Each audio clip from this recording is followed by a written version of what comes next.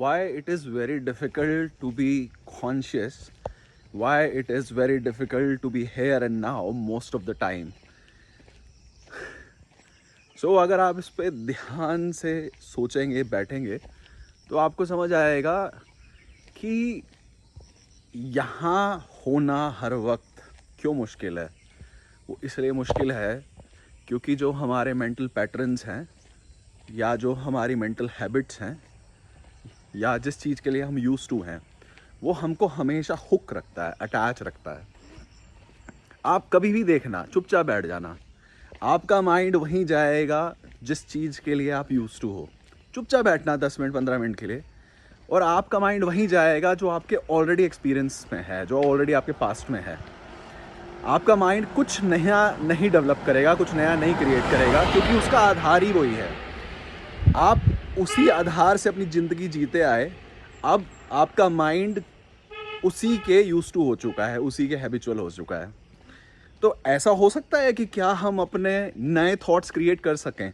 हो सकता है, अगर आप अपने साथ बैठे हुए उस जो स्ट्रगल है, उस जो फाइट है, उसके साथ अगर आप बैठे रहते हैं और देखते रहते हैं कि हर मोमेंट टू मोमेंट क्या हो रहा है, तो डेफिनेटली आप एक न्यू थॉट या new way of thinking create कर सकते हैं। बट उसमें बहुत टाइम लगता है, क्योंकि आप जो एग्जिस्टिंग पैटर्न्स हैं उनको तोड़ रहे हैं, and you are breaking those patterns moment to moment.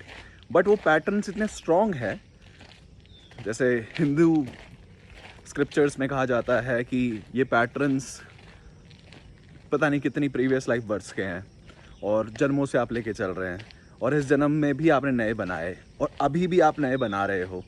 While watching this reel, मैं आपके माइंड में एक नया थॉट सीड कर रहा हूँ, एक सीड सो कर रहा हूँ। अब इससे आप एक नया थॉट और नया विजन या नया पर्सपेक्टिव या परसेप्शन क्रिएट कर रहे हैं कि क्या ऐसा हो सकता है कि हम अपने थॉट ओरिजिनली क्रिएट कर सकें। So give it a thought, sit with yourself, and definitely you can create new thoughts, your own original way of looking life. All the very best. Thank you. Have a great day.